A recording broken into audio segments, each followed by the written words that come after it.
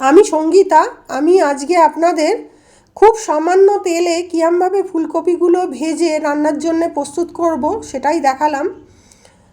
আমি প্রথমে ফুলকপিগুলো মাঝারি সাইজের কেটে নিয়ে একটা বাটিতে নুন জল দিয়ে ভিজিয়ে রাখলাম আধ ঘন্টার জন্য, যাতে যদি কোনো পোকামাকড় থেকে থাকে সেটা বেরিয়ে যাবে।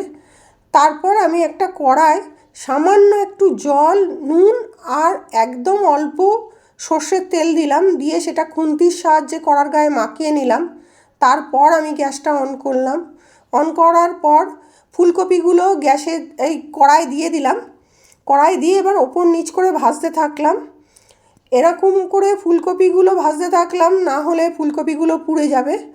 ফুলকপিগুলো ভাজা হয়ে গেল, স্বাদের কোনো পার্থক্য হয় না, অথচ আমার কপি ভাজাও হলো, শরীরে খুব সামান্য নামমাত্র তেল গেল।